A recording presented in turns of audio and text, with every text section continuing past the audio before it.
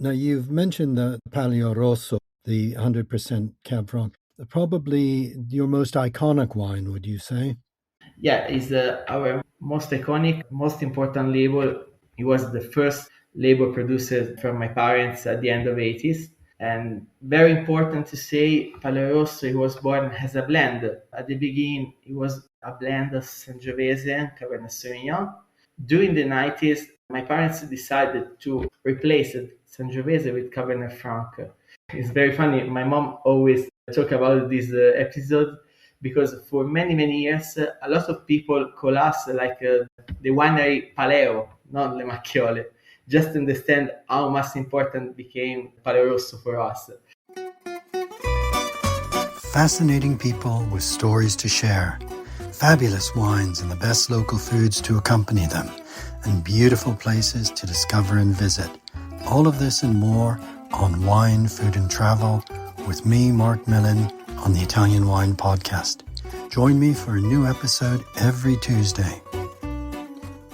Welcome to Wine, Food and Travel with me, Marc Millon, on Italian Wine Podcast.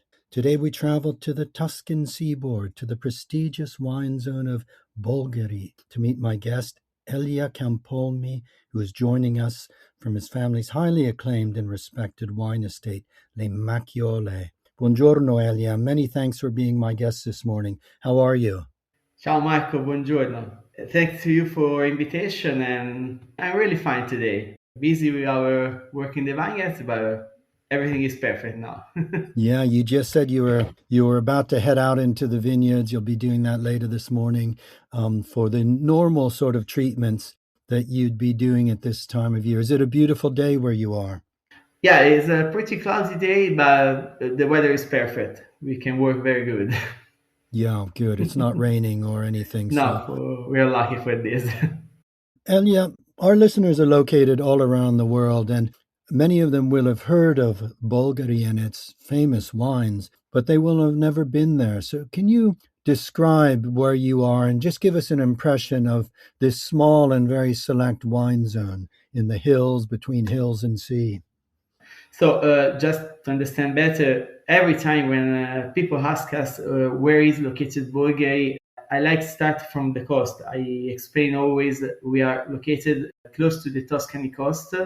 We are just in front of the Tyrrhenian Sea, and our back we are surrounded from this chain of hills that we call Colline Metallifere. And it's a fantastic territory because we are in this beautiful position is similar to like an amphitheater with a continuous breeze from the sea, and probably is one of the best features of the territory of Bolgheri. It's one of the best helps for the managing of the vineyards. At the same time, it's a fantastic territory for the so different composition soil and different microclimatic condition for each position of the vineyard. Okay, that's a very good impression of this varied terrain overlooking the sea and with these quite rugged, steep hills behind. Bolgheri, I think, is such a fascinating wine region because it's relatively new in a country where vines have been grown for thousands of years. The Bolgheri wine zone, which now produces wines that are world famous and sought by wine lovers and collectors all around the world, is a relatively new area. And Le Macchiole is one of the oldest wine estates in this relatively new wine zone, founded by your parents way back in 1983 when it was just emerging as an exciting new wineland. So they were true pioneers, weren't they? What was Bolgheri like when they arrived? Yeah, so it's very difficult to imagine now because at the beginning, Bolgheri was a typical grower area where families from Marche, especially, comes here to cultivate every kind of vegetables and even fruits, olives. So it was a very promiscuous area for agriculture. So very mixed. Exactly, yeah. And it was very difficult to imagine so big focus on the fine wine production. All the territory was owned from nobiliar families. Very easy to imagine because half of the territory close to Borgheri owns from the family Incisa della Rocchetta. and the other half from the family Antinori. And so during these big migration families of growers, the nobler families start to sell the single parcel, and even our first parcel, Casanuova, where today we have our winery and the family house, where my father started his history of the Macchiole. It comes from this fraction of the estates of Antinori. Oh, that's fascinating. So this was at the time of after the Mezzadria, then, when the noble families were selling off small parcels. Yeah, we talk about the end of 50s. See, 50s. Yes, with the end of Mezzadria, they start to sell the single parcels of the old estates. Especially in the time when we talk about the wine production is properly indicated like a wine production for family consumption. The real history, as everybody know, of the first fine wine produced in Bolgheri began with Sassicaia during the 60s. So everything started thanks to family cheese and Tinori, but it's very interesting how all is evolved because after the nobler families arrived two new producers outside from the area of Tuscany. One was Michele Satta from Varese, the other one was Pier Mario Cavallari from Gattamacco. They come Hmm. from Bergamo. But there was only one producer that was born from a family located in Bolgheri. He was my father. Because the history of Campolmi starts more than 1 century ago. They arrived from another area of Tuscany, much more close to Firenze, and they start here as commerciants in the little village of Bolgheri. Then after, when the family grew again, my grandparents decided to open a new activity, always of commerciant, along the whole road of Aurelia. And over there, they sell pretty everything of stuff. It was like a village shop, and they sell also olive oil and wine produced from the family. So everything starts here with a few hectares of vineyards just behind the shop of my father, with my grandparents, and with wine production very simple, very easy, just to sell directly in the shop of my grandparents. Sold from the demi-john? Exactly, yeah, we use a Okay. big format for the Yeah, selling. yes. So my father decided to change this idea of a family business because he didn't like work like a merchant, but he really get in love of the countryside work. Follow the very slow process of growing other plants, observe the changement of the soil on the vineyards. For this, decided to follow this idea to create his first fine wine with his own real interpretation of the territory of Bolgheri. For this, he purchased these first plots of 6 hectares along the whole road Bolgherese, where, as I said before, we have today the winery and the family house. And over there, he planted the first 4 hectares, and in 1983, and over there starts the real history of Le Macchiole. So it's very curious because my dad, he didn't study like a technician, like an agronomist or winemaker, but everything about the wine he learned by himself through directly the technician book or through a lot of travel in the most important region of the wine, especially in France. And he brings back all this knowledge to use in his vineyards. Okay, that's an amazing story of you being a family from the area with this shop along the Via Aurelia, the old Roman road. Is that a road that passes along the coast?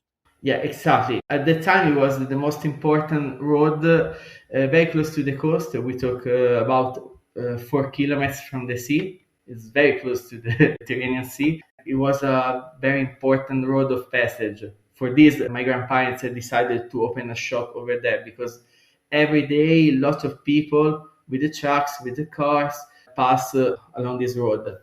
What seems always surprising to me when I hear the story of Bolgheri, Elia, is that such great wines are being produced now, and yet that potential wasn't realized. People have thought of the area as producing very good oil and very good vegetables and fruit, but it wasn't known for wine until Sassicaia and until properties like your own Le Macchiole, Grattamacco, the new properties began being developed.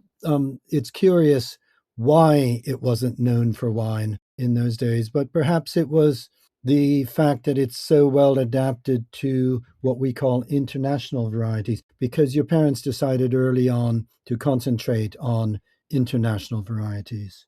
So probably, as you said before, Mark, Bolgheri is a very young area about the wine. Especially at that time, there was still the conviction that wine, and especially the vineyards, can grow with good quality, especially close to the sea. At the time, the most iconic wine area in Tuscany is still to be Chianti Classico, Brunello di Montalcino. But anyone, until Mario Cesare Rocchetta start to produce Sicaia, was convinced that Bolgheri, and especially close to the coast, we can have a very good quality wine.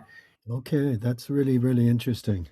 Probably there was this conviction for is thanks to these first producers, included my father, that they started the experimentation and they discovered the real potential of variety like Merlot, Cabernet Franc, Cabernet Sauvignon, in the aim to have good fine wines here in this area.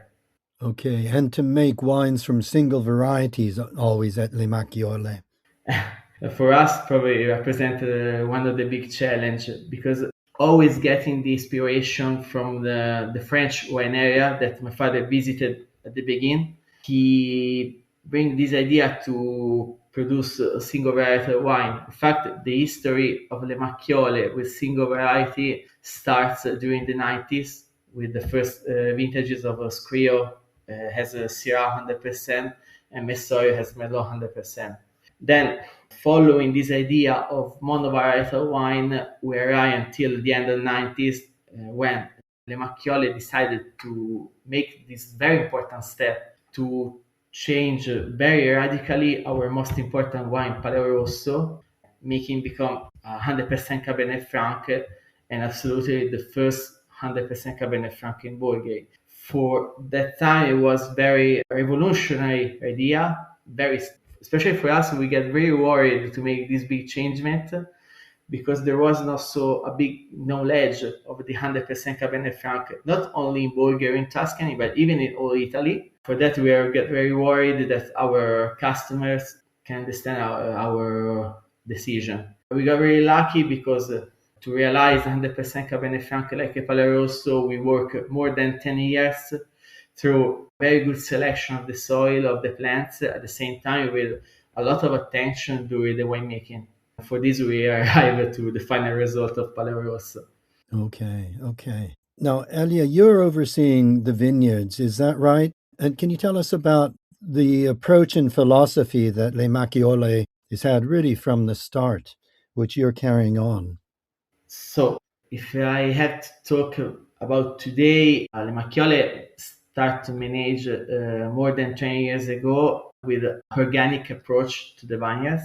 But, Mark, I don't like use a single term to indicate our way to management the vineyards because organic is just a label, is just a word to indicate a lot of interpretation of way to manage the vineyards. I always like it's difficult to translate, but in Italian, I always say is sartoriale, su misura. Okay. So it's made to measure, it's particular to each vineyard, to Exactly, the yeah. requirements for each site. Exactly, because especially in a winery like Le Macchiole, where our vineyards are distributed on 11 several plots, so different for position, composition of soil, microclimate condition, is very, very important. Manage each single plot like different way to the others.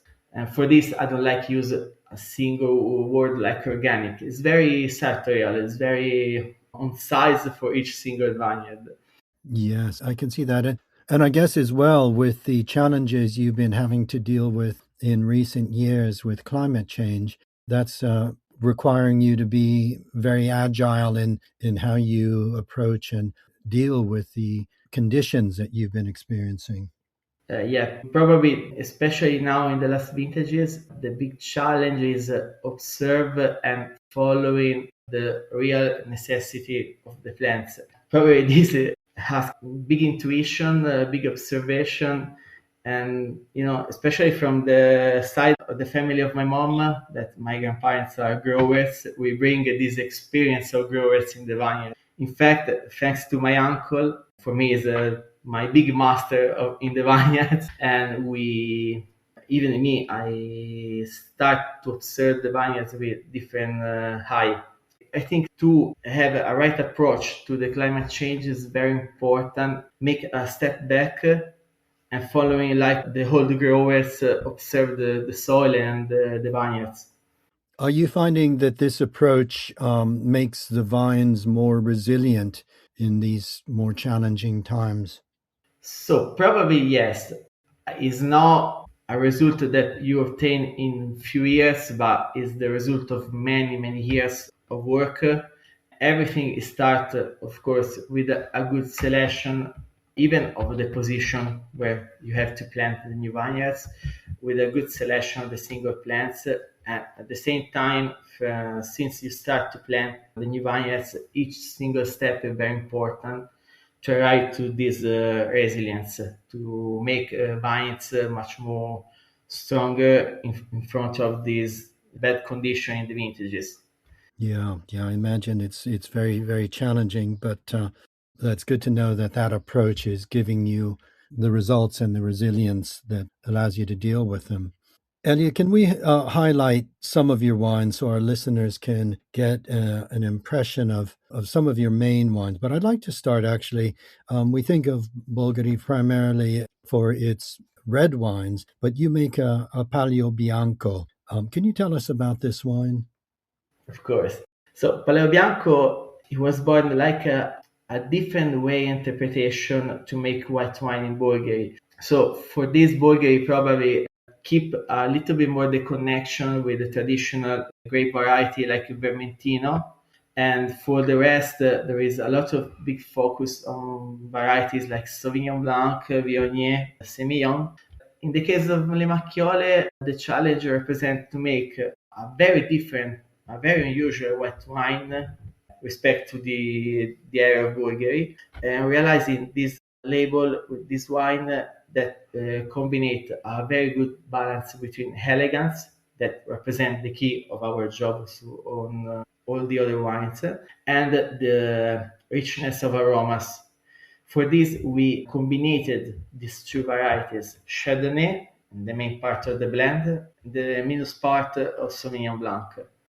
To realize this wine, we had only in total 2 hectares, separated in two different soil to the opposite side of the territory of Bolgheri. The result of a lot of research, a lot of attention, especially a lot of evolution in the steps of winemaking. The idea was, as I say, realize this very important combination of elegance and aromas concentration. Okay. Now you've mentioned the Palio Rosso first made in, was it 1989?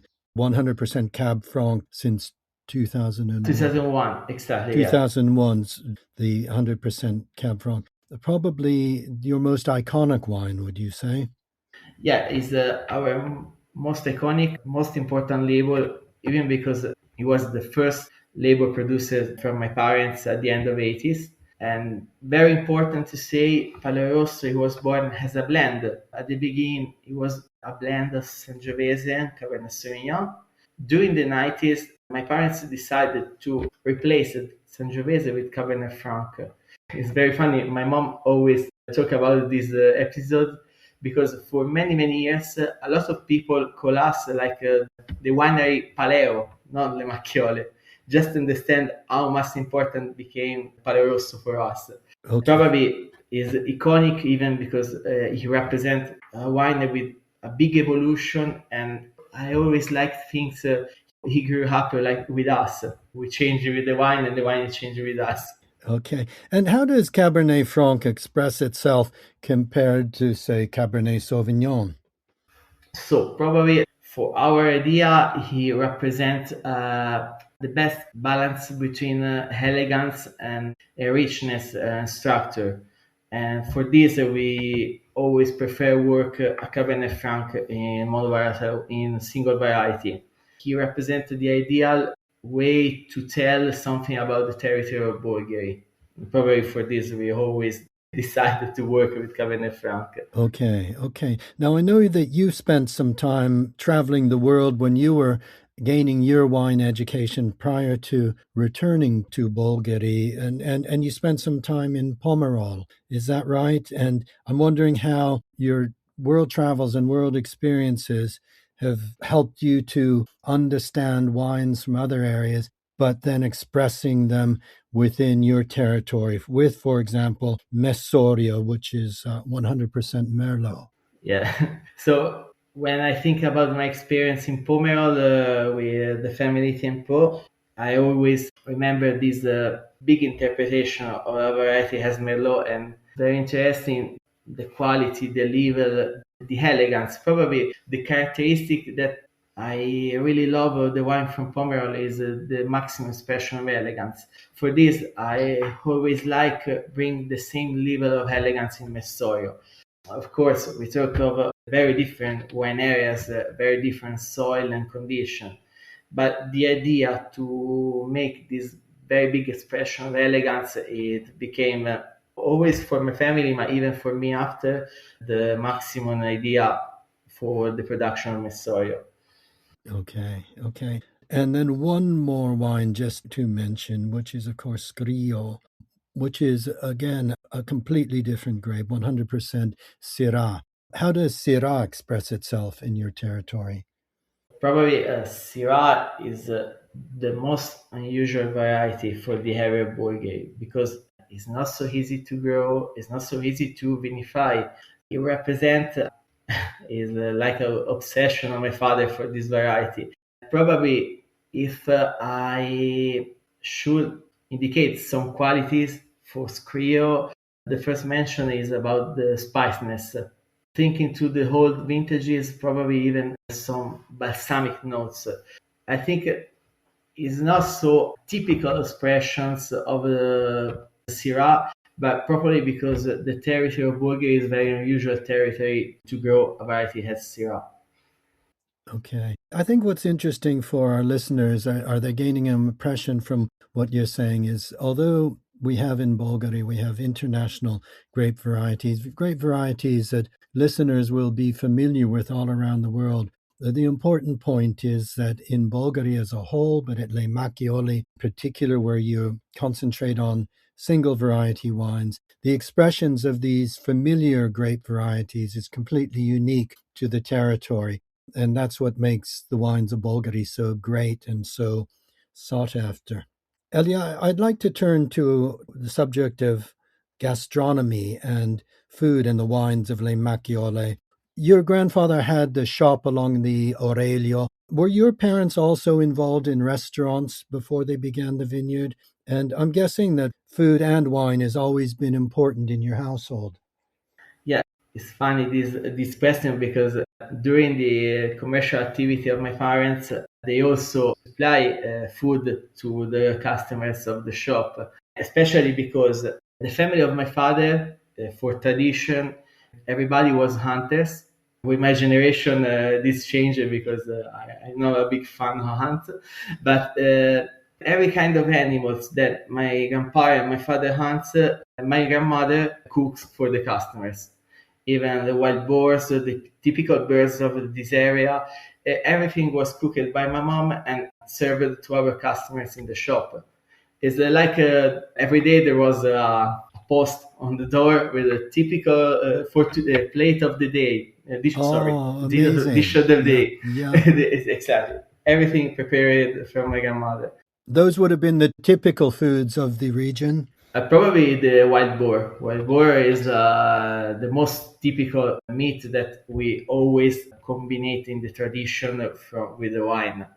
Okay. If I can suggest one of our wines with the wild boar, probably one of the best could be Bolgheri Rosso. That's the only wine that's a blend. Is that correct? Exactly, yeah. Bolgheri Rosso, he always the only one was born as a blend of the old French varieties that we grow in our estate. The main part of the composition is Merlot. We talk about 50%. Also, we have 20-30% of Cabernet Franc, Cabernet Sauvignon, and Syrah in the smallest percentages. Okay, okay.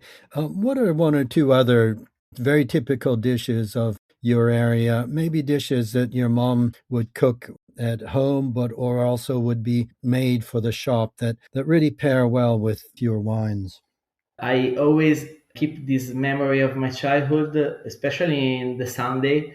And my grandmom always prefer tortelli mariemani homemade, and she always make this ragu, beef meat, and a small part of sausage of pork.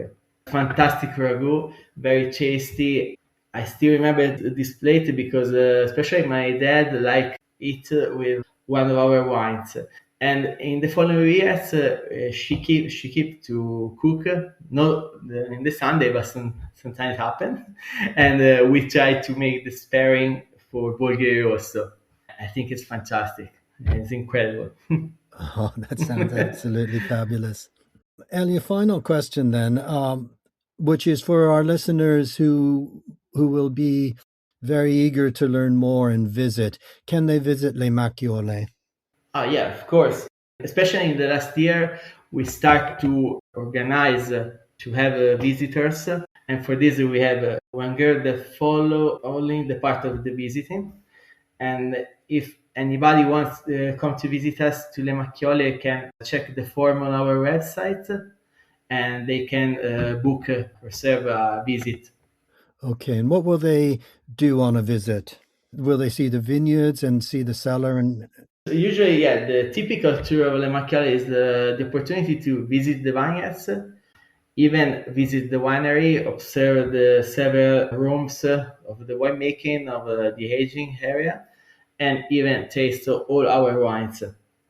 Okay, that's great. Well, I think that's the best way to really learn about this very special, discovered certainly by wine lovers around the world, but as a place to visit, perhaps less so. So I urge our listeners to visit. It's a long while since I've been back in Bolgheri, but I would love to return and love to visit you. So I will try to do that at some point. Elia, thank you so much for being our guest today. It's been a real pleasure hearing the story of Le Macchiole, this pioneering wine estate, one of the oldest historic estates in the Bolgheri wine zone, making some really great wines. And thank you for sharing your story as well. It's been a real pleasure.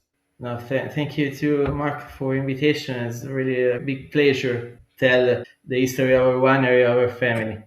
Grazie mille. Grazie e buona giornata. Anche a te, grazie ancora. We hope today's episode of Wine, Food and Travel with me, Marc Millon, on the Italian Wine Podcast has transported you to somewhere special. Please remember to like, share, and subscribe wherever you get your pods.